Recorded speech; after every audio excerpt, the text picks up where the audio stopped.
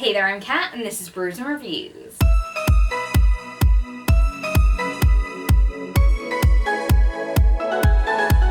Now that I've found my way back to monthly wrap-ups, it's time to do my August reading wrap-up, where I talk about all the books that I read in August and what I thought about them. So let's get straight into this. The first book that I read in August is Hollowpox by Jessica Townsend. This is the third book in the Tales of Morrigan Crow series. I always want to call it the Nevermore series, but that's not what it's called. I don't think.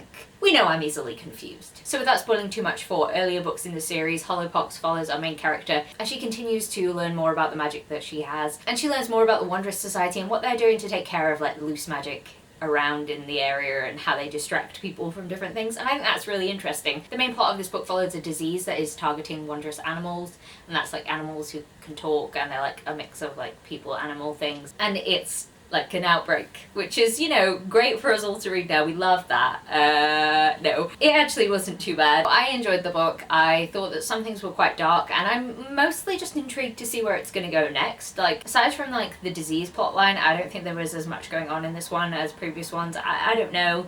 There was a lot of secret, everybody be scared of everything, but I still enjoyed it, and I definitely want to pick up the next one when it comes out. I gave this one 4 out of 5 stars. So next up I picked up Legendary by Stephanie Garber. This is the second book in the Caraval trilogy, and it was a reread for me. It's a book that follows a character that I don't really like, so it automatically gets a bit of a downgrading because I find the main character just really annoying. It follows on directly from the first book, Caraval, but it kind of ignores the characters that we spent the entire first book following, and they're just like relegated to background characters, which annoys me slightly because I liked those characters and we've gone on to different people and different things. And there are some interesting things like old god type people coming back and causing havoc and just being nasty all over the place. I actually like this one less on reread than I did the first time that I read it, and I do think that's because the story is interesting, but Tella, the main character, is just maddening, and the things that she does and the decisions that she makes are just really annoying. Maybe they would be less annoying if I was a teenager, because I think she's supposed to be like 16, and I'm like, 16-year-olds, they make choices, don't they?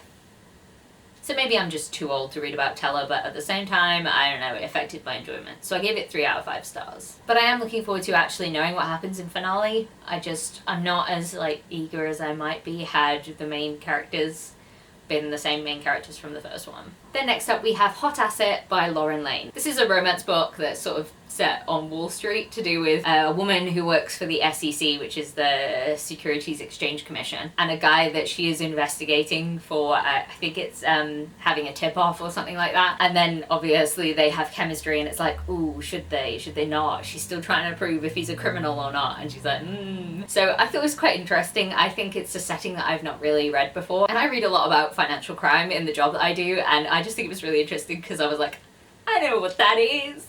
I know what you're doing. I know why that's bad. So it was really fun from that perspective. I think the 2 main characters had a bit of banter. It was quite fun, and they were very flirty, and I just enjoyed that. But yeah, I don't know if I would have enjoyed it as much had it been in like a different setting. It's just I haven't read anything with that sort of setting and dynamic before, so I think that probably boosted it a little bit. I gave it 4 out of 5 stars. Then next up I picked up Small Favor by Jim Butcher. This is a Harry Dresden book. It's, I don't know what number, but if I go into too many details then I'll probably spoil things. Because when you're at like number 11, which is where I think I am, it's just kind of impossible not to spoil things if you start talking about the plot. Harry Dresden's a wizard for hire, he gets into a lot of trouble, there are wider things going on, and he's always involved, and he's always causing mischief.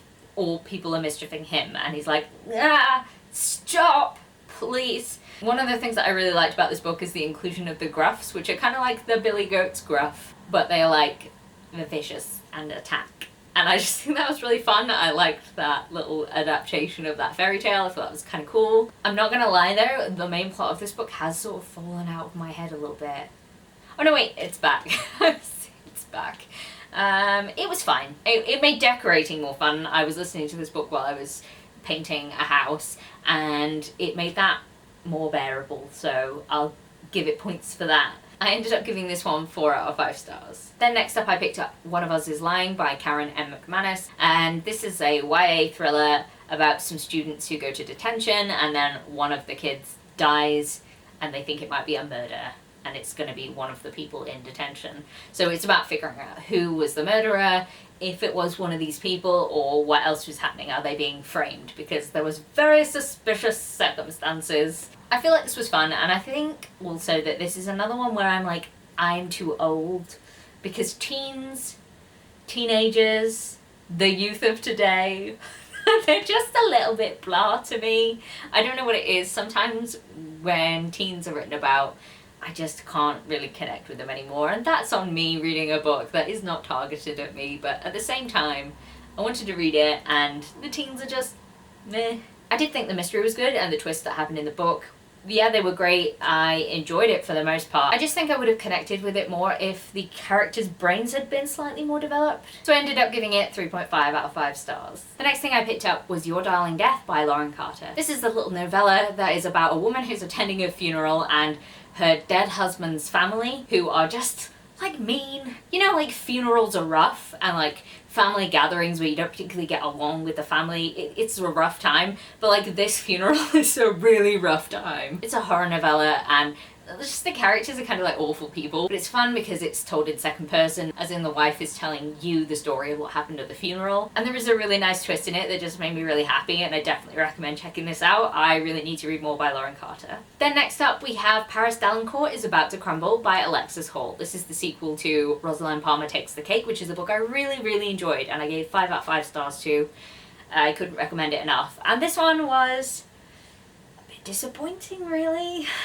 So this book is set on a TV show that is a bit like The Great British Bake Off. The first book was really fun and had a lot of laughs, and it was enjoyable to follow the main character. Now this book has a very heavy focus on anxiety. Like the main character has crippling anxiety, and they go on the show and they're always like traumatized by their own anxiety, and it gets really rough to read. I found it like it bogged me down too much while I was trying to read it. Like, I like reading about mental health. I have anxiety. I just think that it was a little bit too much, and perhaps that's a little bit on my expectations from having read the first book and really enjoying it and finding it really funny. I just didn't think that there was enough to really lighten the mood, because alongside of like this anxiety storyline was like cyberbullying and like classism and a little bit of like Islamophobia and like self-homophobia. I've forgotten the word for that, but there is a word for it. It's a little bit too dark, and it didn't have enough to like combat that to make it like a bearable book to read. It just became quite heavy, and I was like,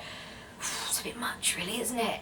It's a bit much to read when I wasn't expecting that, and I didn't go into it expecting that. There were a couple of bits that did make me laugh out loud. I just think it didn't quite live up to my expectations, and it was a very different book than I expected it to be. So I gave this one 3.5 out of 5 stars. So the next book that I read was Hot Vampire Next Door Season 4 by Nikki St. Crow, and this is a Kindle Vella series, so it comes out in like episodes, which is chapters, and then they're compiled together and put out in seasons. So it's been a while since I've read the first 3 in this series, and this one had very much picked up exactly from where we left off in the previous season and taken a more plot-centered focus, because this time we go more into something that was revealed in season 3. I can't really say without being spoilery, but it goes very heavy on the plot, and it's diverged a little bit from like the sexy times that were happening more at the beginning. Like, there's a couple of sexy time things that happen, but at the same time it's more focused on the actual plot. And I think that made it a tiny bit less enjoyable for me, because like the reason I came here was for the Hot Vampire Next Door and like the romance. That's why I'm here. So some plot came in and like, nah.